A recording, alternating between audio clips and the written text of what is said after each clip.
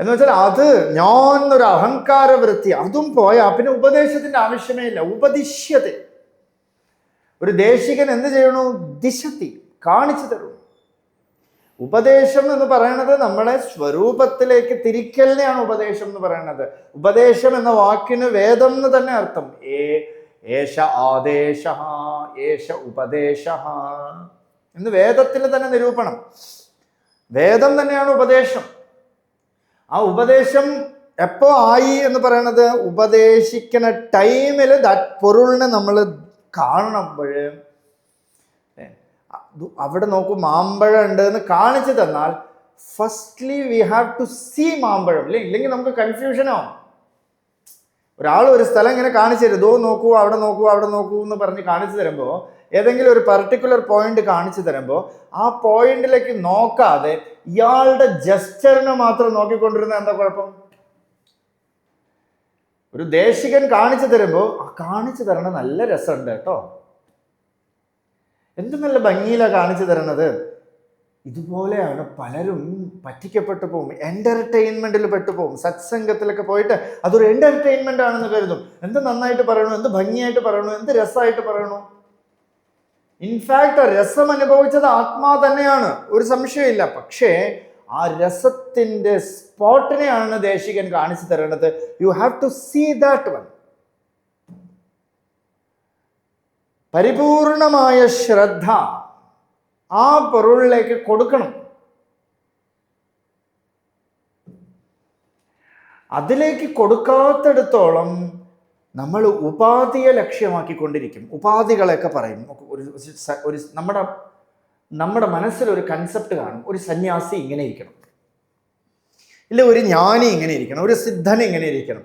എവിടെയോ ബുദ്ധിയിൽ ആരെയൊക്കെ കണ്ടിട്ട് നമ്മൾ സ്റ്റോർ ചെയ്ത് വെച്ചിട്ട് ഇത് വെളിയിൽ പോയി നമ്മൾ അപ്ലൈ ചെയ്യും. ഏതെങ്കിലും ഒരു സന്യാസിയെ പോയി കാണുന്നത്, ഒരു ജ്ഞാനിയെ കാണുന്നത്, നമ്മൾ firstly we are going with നിരീക്ഷണ ബുദ്ധി.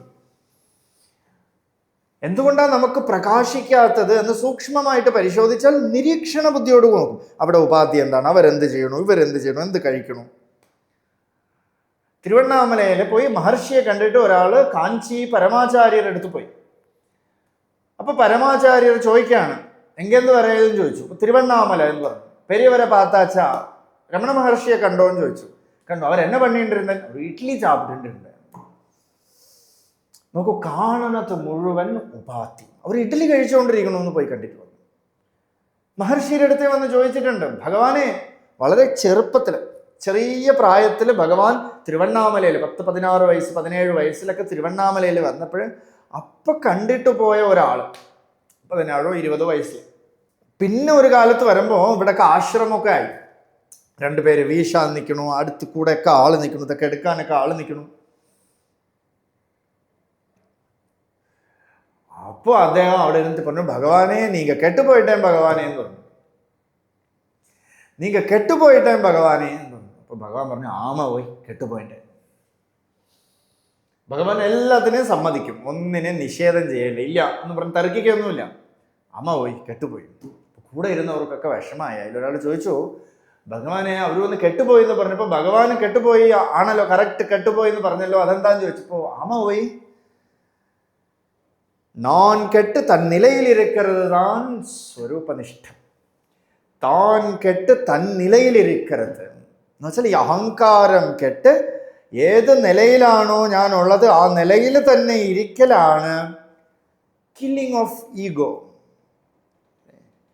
മാനത്തിൽ ഉറുപ്പവർ മാനത്തെ അഴിത്ത് അഭിമാനം ഇല്ലാതെ ഒളിർ അരുണാചല. അതുകൊണ്ട് അഹങ്കാരം എന്ന വൃത്തി ഇതെല്ലാവർക്കും ഉണ്ട്, എല്ലായിടത്തും.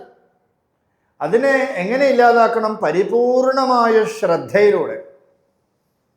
ഞാൻ ആര്, എൻ്റെ സ്വരൂപം എന്ത് എന്നൊരു ഗുരു നമുക്ക് കാട്ടിത്തരണ സമയത്ത് പരിപൂർണമായ ശ്രദ്ധയിൽ സത്യവാക്യസ്യ ശാസ്ത്രസ്യ ഇതിൻ്റെയൊക്കെ ഹെൽപ്പോടുകൂടി നമ്മൾ നമ്മുടെ സ്വരൂപത്തെ കണ്ടാൽ അലയസത്തയാ, നമ്മൾ ആ ലയിക്കാത്തതായിട്ടുള്ള സത്തയാണെന്ന് ഉള്ളിൽ ബോധം വരും.